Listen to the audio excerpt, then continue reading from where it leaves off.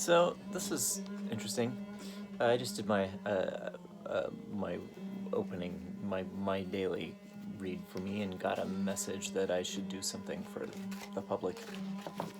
So I am gonna do a quick draw for you on Sunday, even though I didn't plan to post today.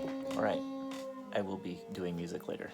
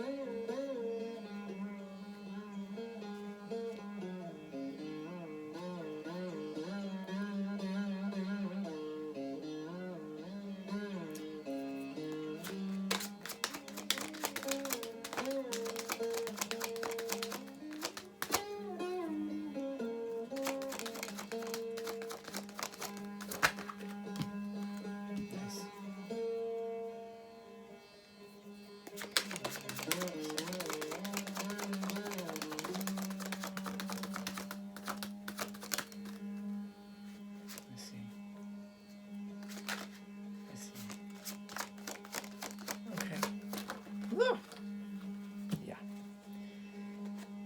Wow. Okay, that was really interesting because I was thinking something, and when I do clarifiers, when I do that flip through, I'm looking for confirmation of an understanding of a card, and I was thinking something very specific, and the card I got was like that. So right on. So what we have here are, this is the Dreaming Way Tarot, by the way. It's an older tarot published by US Games. I believe it was designed or conceptualized by a Buddhist monk and illustrated by an illustrator who I believe is a fashion illustrator. So you get these crazy outfits in the cards, which I think is really cool. I mean, they're wonderfully illustrated, but you can definitely tell that the illustrator has an eye for clothing. I mean, right? So cool. There's, if I can find it here. I don't want to get sidetracked. Let's get to the reading because I have a lot to do today. Working my 7-day week. Woohoo!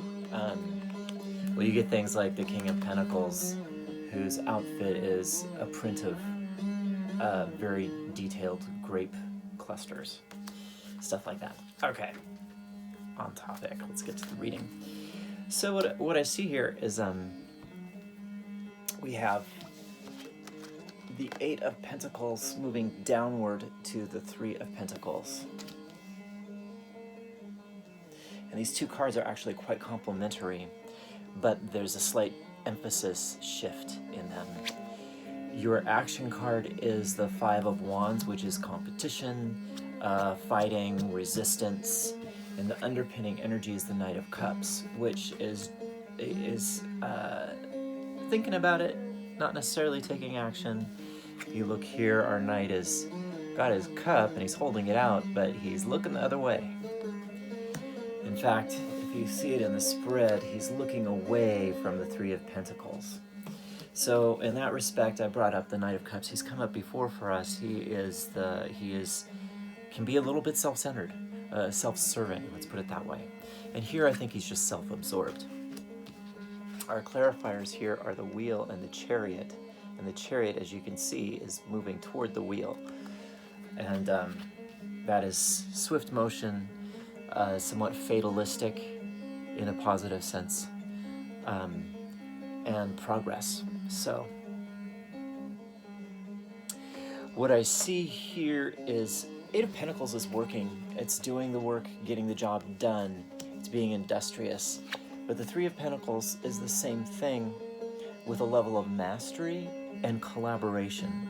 There's always mentorship and apprenticeship implied in this card, and sometimes commission.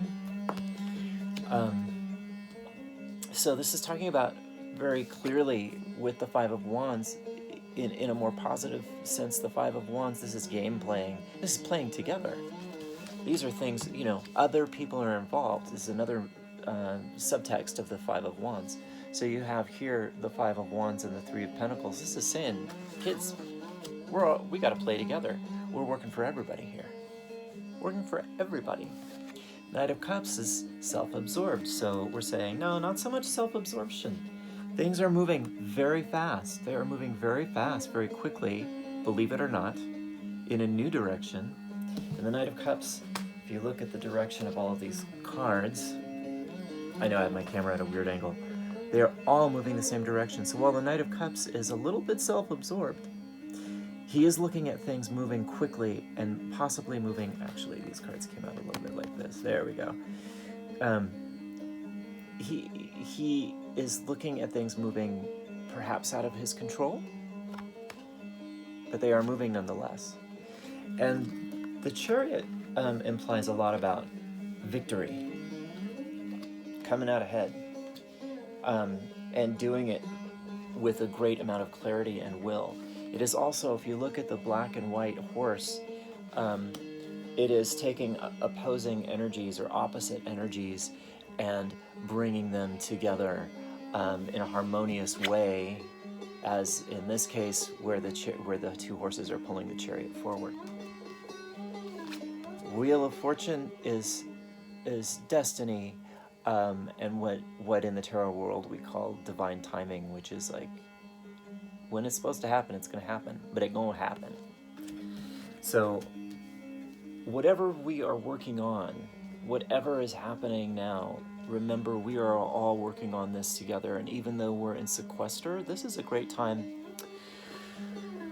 This is a wild story. I had the most immense pleasure of going to a Coptic monastery in Syria with a friend of mine who is here on Facebook. I won't mention her name, but she knows who she is, and it's I have such a deep soul connection to that memory and to that visit to Syria from this person.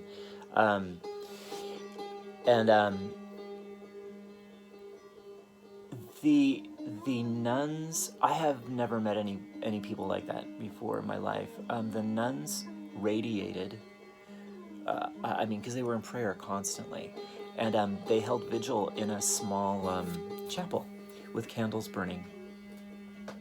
And when you were allowed into the chapel, and when I say small, I mean it was the size of a broom closet, and it was dark, and they had icons, guild icons, and burning candles and incense, resin, frankincense and stuff like that.